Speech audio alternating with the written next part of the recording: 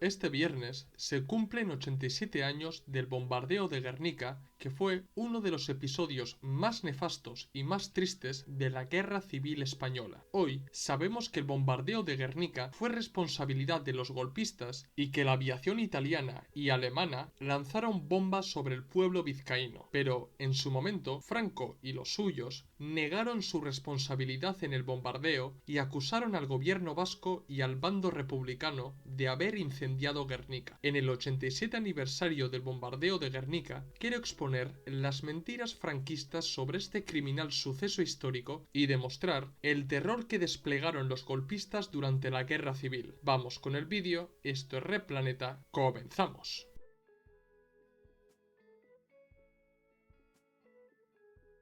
El bombardeo de Guernica es uno de los acontecimientos más importantes de la Guerra Civil Española. Su importancia histórica no reside tanto en cuestiones bélicas o sobre el curso de la Guerra Civil, sino en su simbolismo que ha quedado marcado dentro de la historia de España como un episodio de terror y brutalidad. Seguramente muchos de vosotros conoceréis el bombardeo de Guernica por el famoso cuadro de Pablo Picasso, pero el bombardeo de Guernica no puede reducirse al cuadro del famoso pintor español, sino que este suceso histórico también ha pasado a la historia como un claro ejemplo de fake news porque el régimen franquista negó su responsabilidad en el bombardeo y aún hoy existen historiadores revisionistas que pretenden reducir la importancia del bombardeo de Guernica. Es precisamente por esta razón histórica por la que quiero grabar este vídeo para demostrar que el franquismo impuso un relato oficial acerca del bombardeo de Guernica y que con el paso del tiempo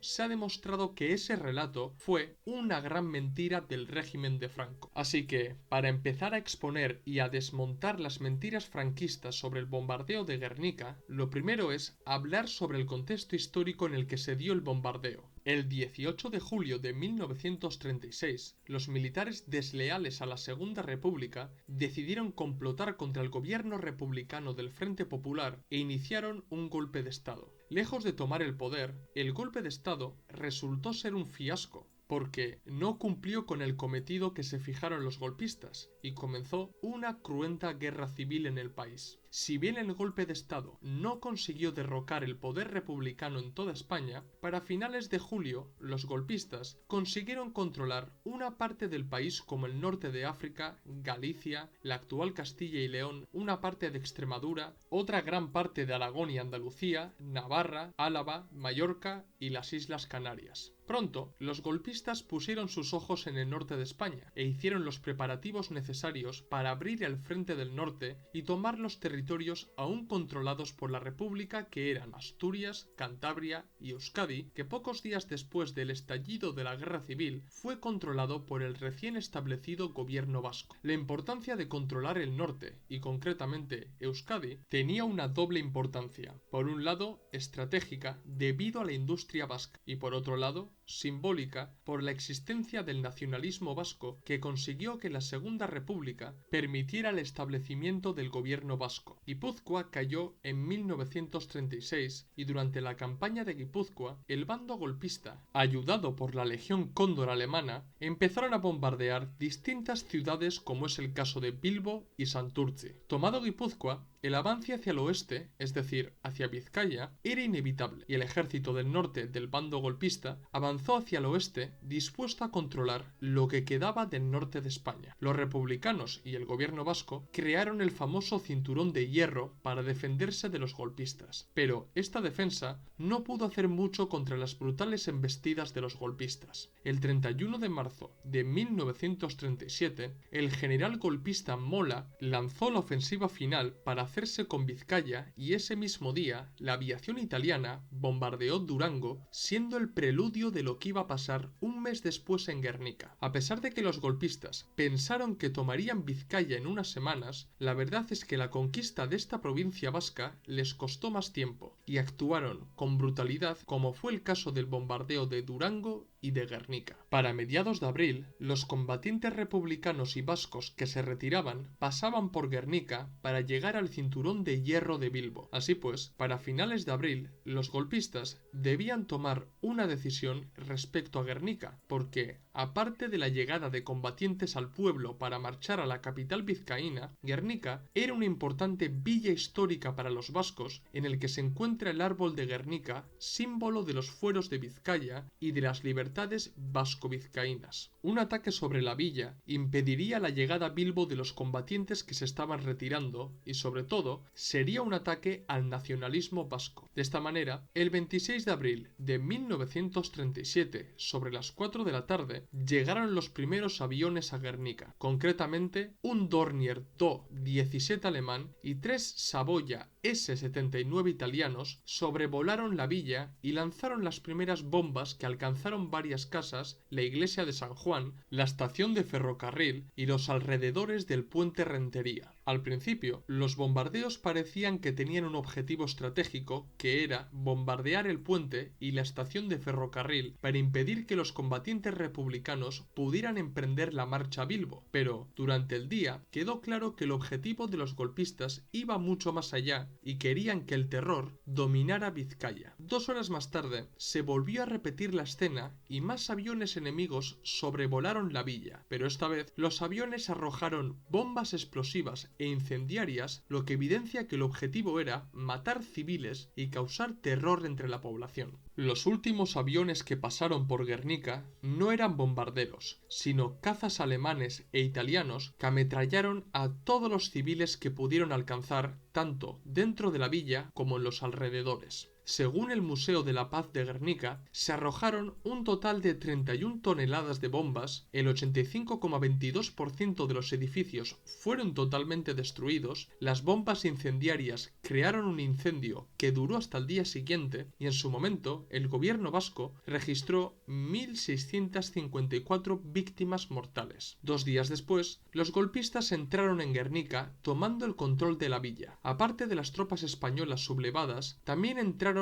italianos, alemanes y marroquíes. Una de las primeras acciones de los golpistas fue quemar los archivos de la iglesia de Santa María para imposibilitar el verdadero recuento de las víctimas del bombardeo, por lo que el número de muertos aún es objeto de debate entre los historiadores. También las tropas franquistas retiraron los restos de bombas y armamentos que quedaron en la localidad para que no se pudiera identificar el ataque con el ejército alemán e italiano. Bien, esto fue lo que pasó en aquel 26 de abril de 1937 en Guernica, y este episodio de la Guerra Civil Española ha pasado a la historia como uno de los sucesos más trágicos y terroríficos de la contienda. Es más, el bombardeo de Guernica es considerado como el primer ensayo de guerra total de la historia reciente, ya que la villa vizcaína se convirtió en la primera localidad de Europa en ser arrasada metódica y concienzudamente, y durante la Segunda Guerra Mundial los nazis usaron este método para causar temor entre la población enemiga. Sabiendo todo esto, debo explicaros las mentiras que difundió el franquismo para culpar a los enemigos y exculparse ante la comunidad internacional. El 27 de abril, esto es, un día después del bombardeo de Guernica, José Antonio Aguirre, el entonces Lehendakari o presidente del gobierno vasco, que es lo mismo, culpó a los aviadores alemanes al servicio de los facciosos españoles del bombardeo de Guernica, y los republicanos comenzaron a difundir la noticia de la destrucción total provocada por los golpistas en Guernica. El relato republicano no podía trascender a la prensa internacional y el bando golpista se puso a trabajar para crear un contrarrelato que culpara a los nacionalistas vascos y a los republicanos. De esta manera, diferentes periódicos afines a los golpistas publicaron distintos artículos y columnas culpando al bando republicano y al gobierno vasco. Nueva España publicó el siguiente titular: no hubo bombardeo de Guernica y sí destrucción por parte de los rojos. Los periódicos de Salamanca culparon directamente al Lehendakari Aguirre diciendo lo siguiente: Aguirre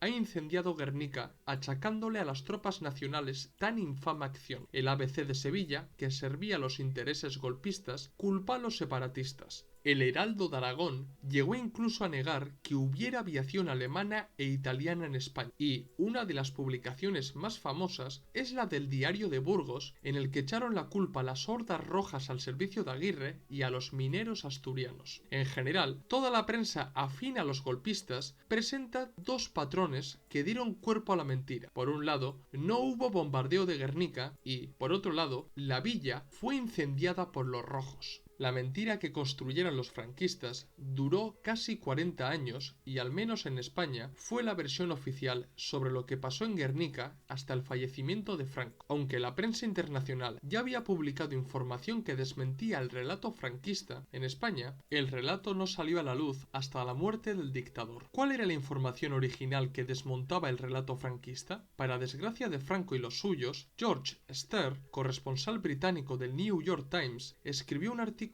tan solo 2 días después del bombardeo y en él expuso que fueron los aviadores alemanes e italianos quienes bombardearon la villa y ametrallaron a los civiles que intentaban huir. Para defender su postura, dijo que no hubo ningún incendio, sino un bombardeo y que los signos del bombardeo se podían ver en los agujeros de las casas y en las calles, que claramente eran agujeros producidos por bombas y no por un simple incendio. Además, Stern escribió acerca de las cubiertas alemanas de las bombas que demostraban la autoría de la aviación nazi en el trágico bombardeo. Hoy, el artículo de Stern es uno de los artículos y testimonios más importantes que evidencian el terror que desataron en Guernica los golpistas aliados con el nazifascismo. Es más, el testimonio de Stern inspiró a Picasso para pintar su famosa obra sobre Guernica. Aparte del artículo de Stern, tenemos más información que desmonta completamente el relato impuesto por el franquismo. En los juicios de Nuremberg,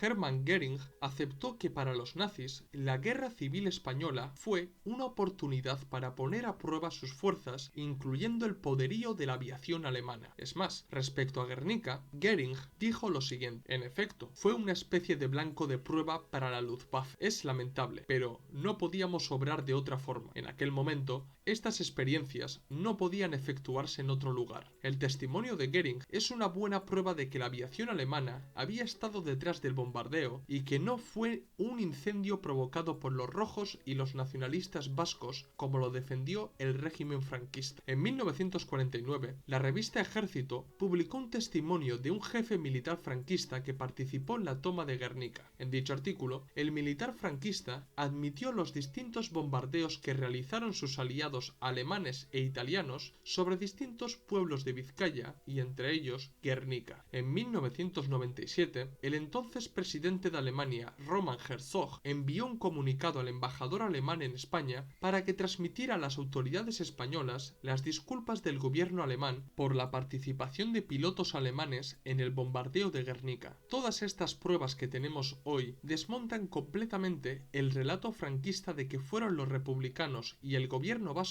quienes incendiaron Guernica. Otro de los argumentos que esgrimen los revisionistas históricos de hoy es que Guernica era un punto estratégico en el frente del norte y que el bombardeo realizado por los aliados nazifascistas se realizó sobre varios puntos estratégicos como las fábricas de armas de la ciudad y el puente Rentería. Pero la mentira tiene las patas muy cortas porque en realidad esos dos supuestos puntos estratégicos no fueron bombardeados, pero sí el 85% de la villa, lo que demuestra que el bombardeo tenía el objetivo de arrasar Guernica y diezmar a la población. En la actualidad, también sabemos que la construcción del relato franquista comenzó horas después del bombardeo de Guernica y buena prueba de ello es el telegrama del mando fascista enviado a las 7 de la mañana del 27 de abril o la locución del general Quiepo de Llano en Radio Sevilla. La orden era clara: negar cualquier autoría del bando golpista o de sus aliados en el bombardeo de Guernica, negar que hubiera habido un bombardeo y echar la culpa a los rojos del incendio. Antes os he dicho que el número de víctimas sigue siendo un objeto de debate entre los historiadores y esto es muy importante porque el relato franquista redujo intencionadamente el número de muertos para que el suceso de Guernica no trascendiera a la prensa internacional y posteriormente los historiadores revisionistas han reducido el número de muertos para desmitificar Guernica y presentar el bombardeo como un suceso que suele pasar en una guerra. En aquellos días, el gobierno vasco registró 1.654 víctimas y no son pocos los historiadores que defienden que esta cifra es exagerada y que forma parte del contrarrelato republicano. Pero, en cuanto a los muertos, se debe tener en cuenta las siguientes cuestiones. No se puede pasar por alto la existencia del informe Herrán. En su momento, el duque de Alba, que era el embajador de Franco en Londres, pidió a Franco que redactara un informe con apariencia científica para mostrarlo a la prensa angloparlante. El pseudoestudio franquista franquista negaba el número de muertos registrado por el gobierno vasco y expuso que en realidad fallecieron entre 126 y 350 personas. Esta horquilla ha sido repetida constantemente por muchos historiadores españoles. Sin embargo, lo que no se dan cuenta es que ignoran que esta cifra fue una manipulación del franquismo y que existen pruebas evidentes que desmontan estas cifras. Es imposible que murieran entre 126 y 350 personas, porque tan solo en el refugio de Andramari murieron 450. Además, tenemos más de 39 testimonios de la época, incluidos 7 reporteros internacionales que hablaron de más de 1000 muertos. Para terminar, he de decir que tras la toma de Guernica y la consolidación del régimen franquista en España, las nuevas autoridades cipayas de Guernica nombraron a Franco hijo adoptivo de la villa, siendo un verdadero insulto para las personas que fueron asesinadas en el bombardeo. Y también he de decir que el ejército de España no rechazó ni condenó el bombardeo de Guernica hasta 2022. Guernica ha pasado a la historia como el primer ensayo de guerra total de la historia y fue la primera localidad europea en ser arrasada metódicamente por fuerzas militares fascistas. Primero el régimen franquista y después los historiadores revisionistas han intentado quitar hierro al asunto, pero por mucho que intenten no podrán esconder lo que el franquismo y el nazifascismo realizaron en Guernica. ¿Qué os ha parecido el vídeo? ¿Os ha gustado? ¿Os gustaría que desmintiera alguna otra mentira difundida por el régimen franquista? Hacérmelo saber en los comentarios y sugerirme nuevos temas para que trate en futuros vídeos. Dar like si os ha gustado el vídeo, si sois nuevos suscribíos al canal, recordad que en la descripción del vídeo tenéis el enlace de PayPal para donarnos dinero y ayudarnos a crecer, también tenéis los enlaces de los documentos y libros que tenemos a la venta en Gumroad y seguirnos en Twitter, Facebook, Instagram y TikTok donde subimos nuevo contenido a diario o casi a diario. Esto es todo, nos vemos en el próximo vídeo. ¡Salud, camaradas!